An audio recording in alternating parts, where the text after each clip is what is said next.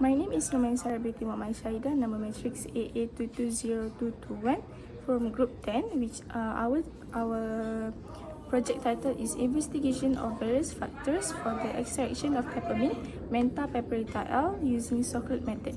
Okay, so basically, I would like to introduce our project, which is introduction to our final project, which is investigation of various factors for the extraction of peppermint, Mentha Piperita L, using the solid method. In this project, we utilize 3 distinct varieties of mint leaves, such as Vietnamese, Japanese mint, and Moroccan mint leaf.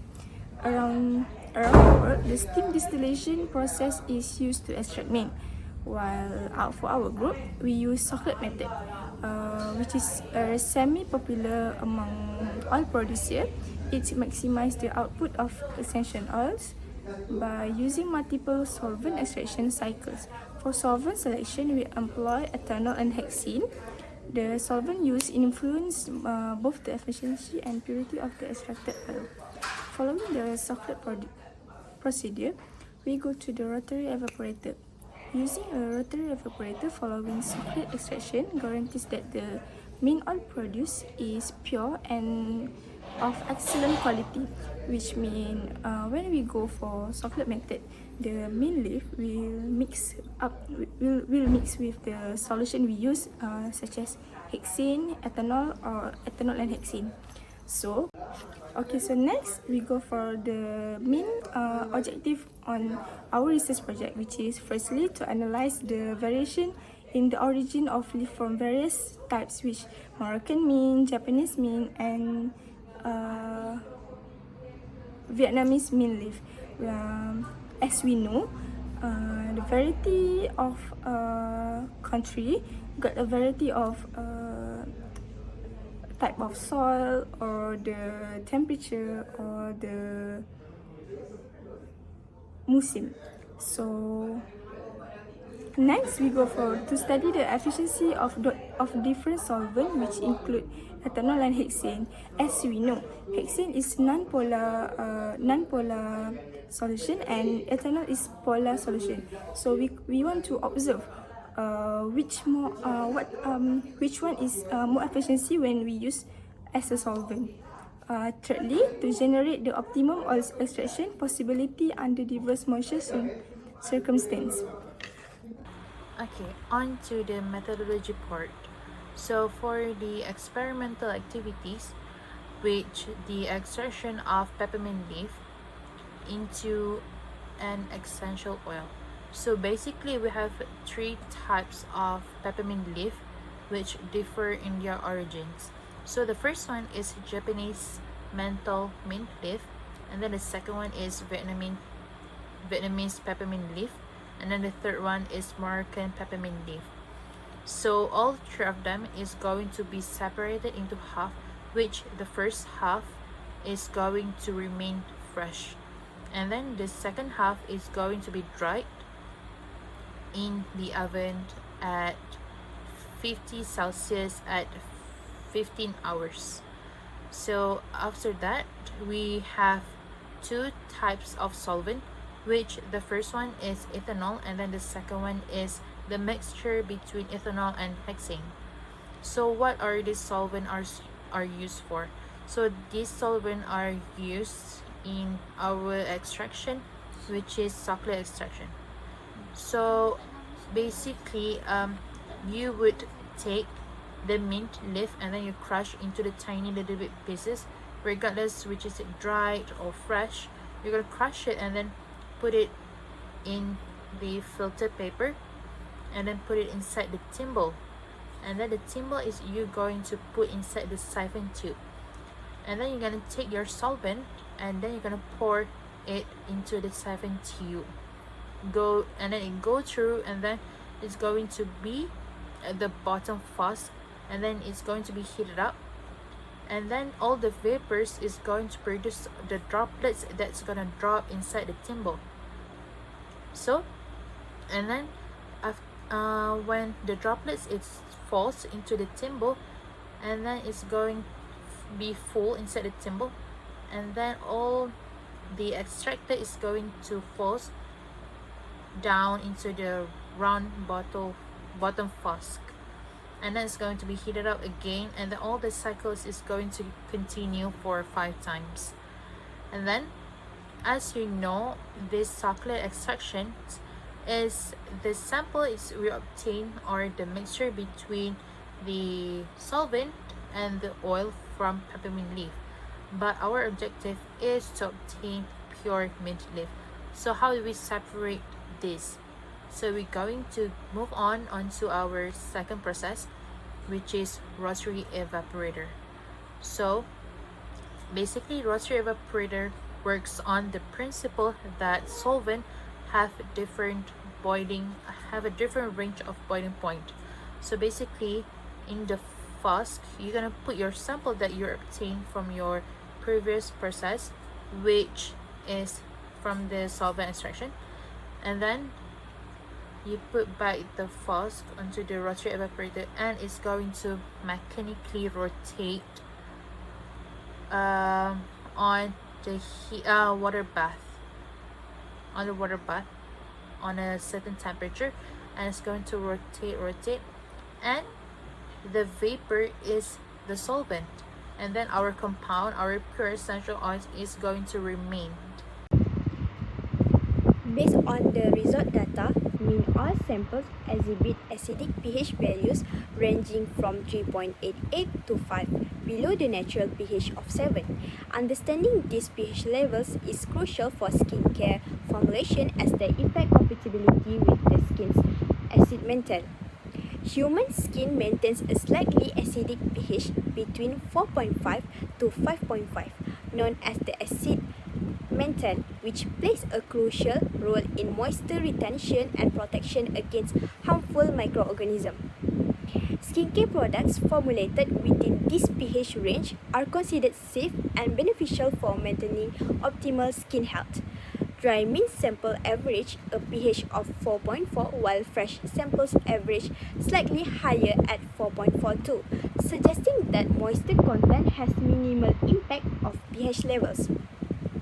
Origin also contributes to variability, with Japanese mint samples exhibiting a higher average pH that is 4.52 compared to Vietnamese that is 4.35 and Moroccan 4.36.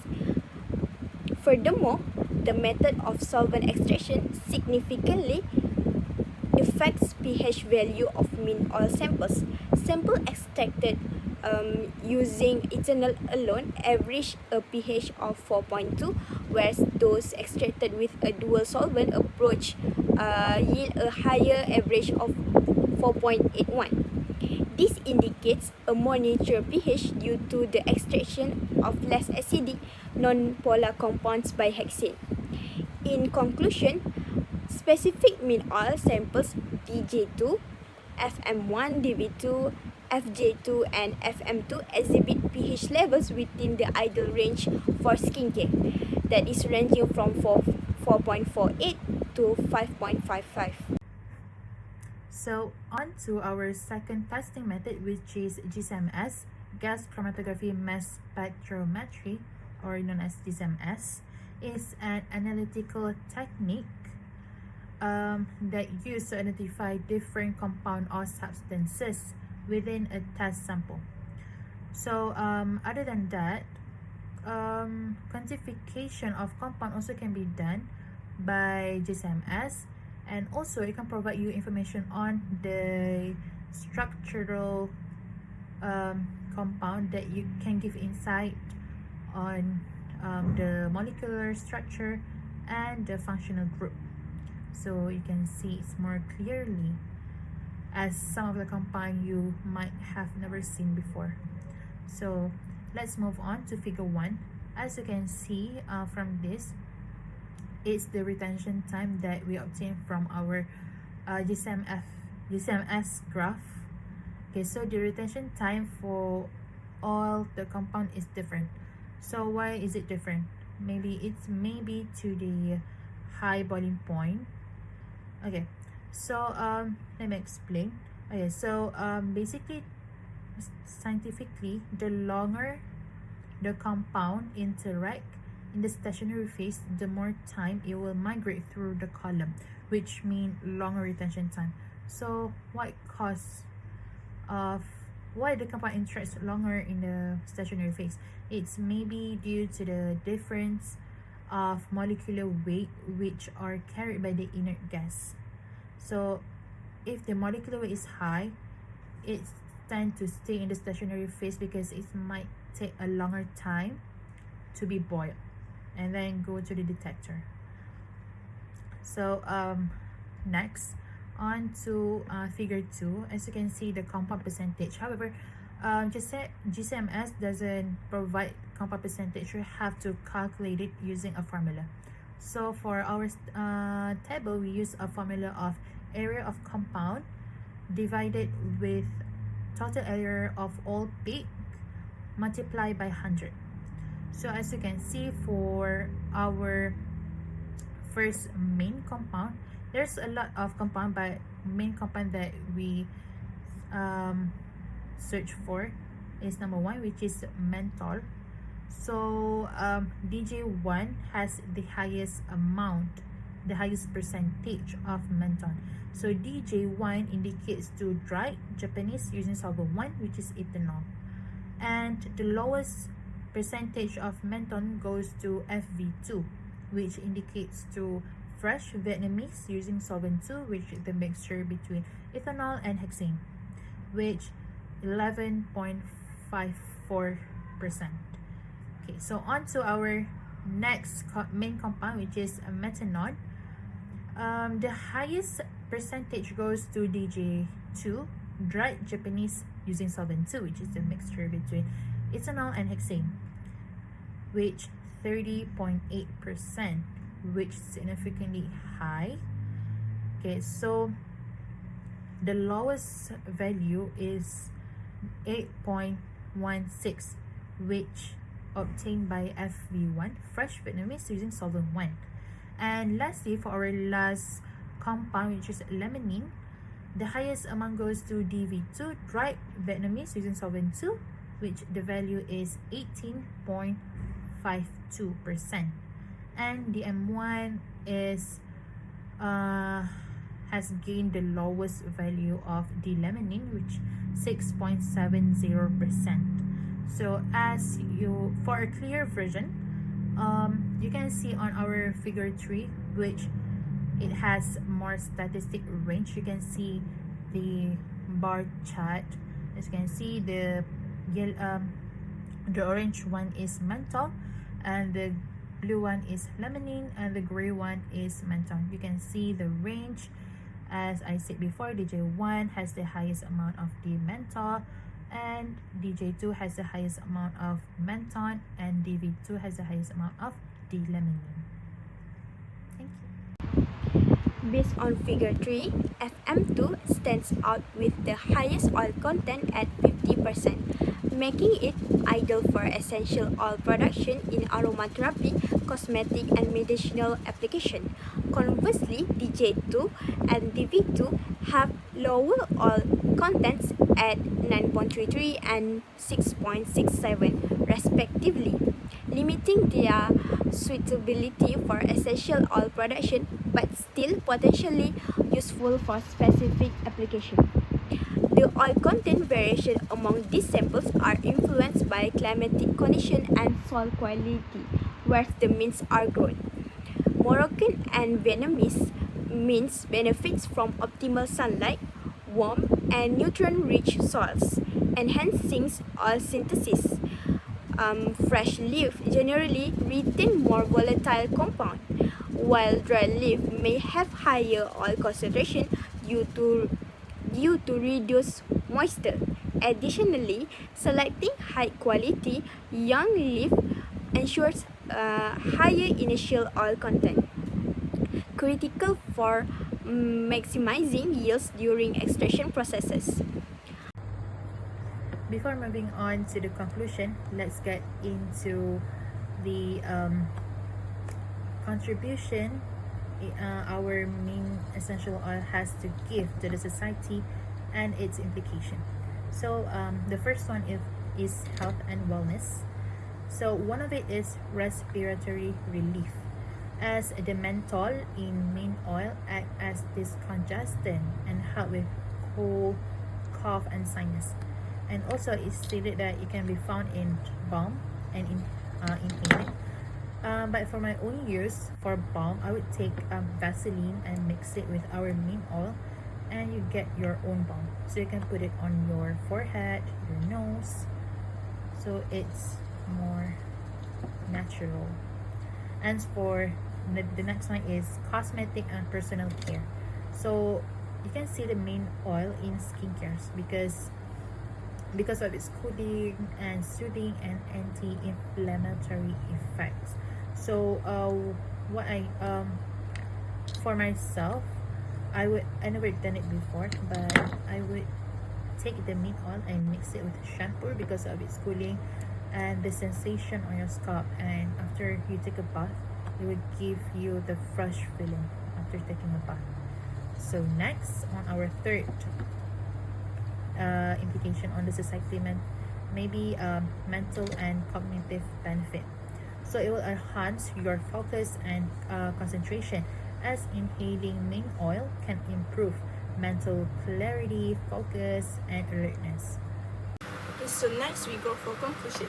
According to research, essential oil production varies greatly amongst mint leaf species, with Moroccan mint leaf yielding the most. Variation can be linked to the weather circumstance, soil types, and farming methods. The provenance of mint leaf has a considerable influence on extract quality and composition. Moroccan mint produce balanced extracts that are appropriate for the culinary, medicinal, and cosmetics industries. Okay, so for second conclusion is the study evaluates the effectiveness of solvents such as ethanol and hexane in extracting mint oil. Ethanol is good for extracting polar components, but hexane is effective for non-polar components, such as menthol and menthol.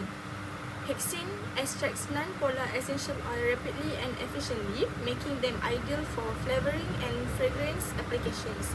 To get better outcomes, a hexane-ethanol combination was devised. The solvent is selected based on chemical observation data. So we go for the last conclusion, which is the investigation on mint extraction found that leaf moisture content has a substantial influence on essential oil yield. Fresh mint leaf with a high moisture level create less oil, whereas partly dry